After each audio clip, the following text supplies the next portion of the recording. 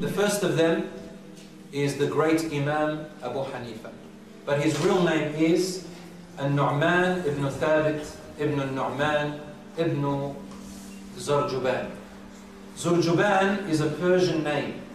So Imam Ebu Hanife rahmatullah alayhi was of Persian origin. He was a non-Arab. But he was born among the Arabs, lived among the Arabs and learned the Arabic language. But this man Ebu Hanife rahmatullah alayhi was also nicknamed Imam al-Muslimin, the leader of the Muslims. He was also nicknamed Al-Imam al-A'zam, the ever so great Imam, the great scholar. He was nicknamed this even by the scholars who came after him. Imam Ebu Hanife was what we call one of the generations of At-Tabi'een. A Tabi'i is anyone who met a companion of the Prophet ﷺ, believed in the message of the Prophet ﷺ, and died on that message. And guess what? Imam Ebu Hanife, the majority of scholars, historians say that he was a Tabi'i. The reason why they say he was a Tabi'i was because he actually lived and met some of the companions of the Prophet ﷺ. And one of them was Anas ibn Malik radiyallahu anhu. Ebu Hanife was tall, white, very handsome looking, long black hair, from Persian origin, beautiful big eyes. And he was a scholar of two very important subjects: Aqidah, theology, and fiqh, jurisprudence, how to practice your deen in salat, prayer, fasting, legal systems, chronology, inheritance, finance. He was an extraordinary scholar of these areas. Every area of interaction of life, every area, he was the man. And by the way, Ebu Hanife rahmatullah alayhi was born in Iraq, in a city called Kufa.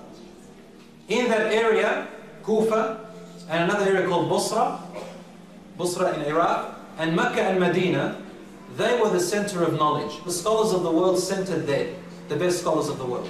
And Ebu Hanife was born in Kufa.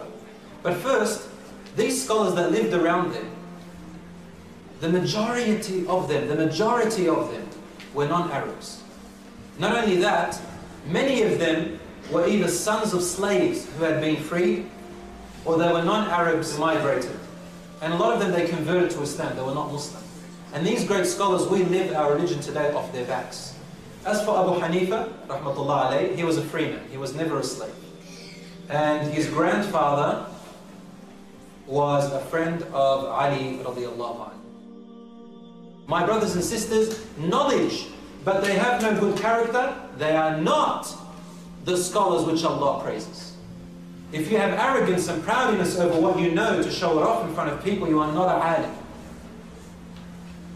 If you learn knowledge only to debate people and to make them look like they were wrong and you were right, you are not a alim.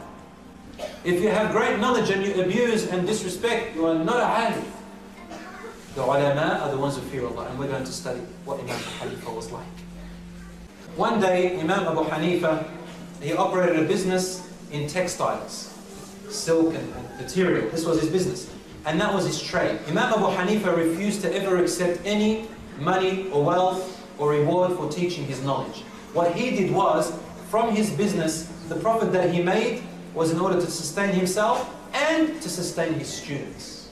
He had over 1,000 students in one time, and he used to pay them. He gave them his knowledge, and he gave them wealth to sustain themselves. So he did not have to, obey the government injustice. He didn't want anything from them. He didn't need anything from them. He was self-sustained. And he did not care what he said, so long as it's the truth, even in front of the biggest tyrant. That was Ebu Hanife. A man of truth, spoke the truth, and spoke the truth at the right time, and only spoke the truth when the truth was going to be beneficial. Imam Abu Hanife developed something that no other Imam before him bet him to.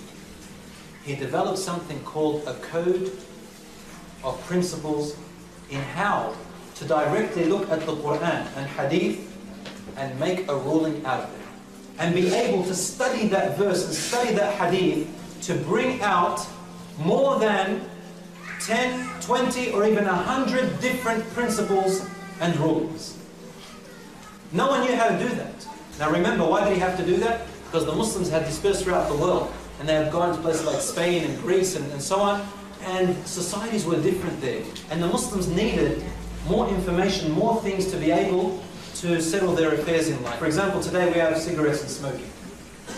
How do we know cigarettes and smoking is haram or halal? In the Quran it doesn't say cigarettes are forbidden, so don't smoke cigarettes. Or ecstasy pills are forbidden, so don't take ecstasy. But Imam Ebu Hanife, he helped us. He said, in order to derive new things that come up in your society, and to know whether the halal and haram, when you can't find a direct information in the Quran, or the words of the Prophet, peace be upon him, or his actions, then I will teach you how to use the same sources to understand in everything in your life, whether it's good or bad, permissible or not permissible. He was the first to create that system. No one before him could do that. So he got imprisoned for it, and they dared not whip him. So the Al-Mansur, he said the students wanted to come and learn from him. So he had to allow the students to come and learn from him from behind bars. He had thousands of students coming to learn from him while Ebu Hanife was inside the prison, and he began teaching people while he was behind bars and the rest of his students were in front of him. He stayed in this way for 3 months, to the point where he kept talking against the corruption of the government, to the point where the narration says that, or the government got so annoyed of him that they poisoned his food, and when he felt the poison of his food, he began to pray in prison for a few days, and he died in his prayer, rahmatullahi alayhi. He was about 70 years old, died in the year 767.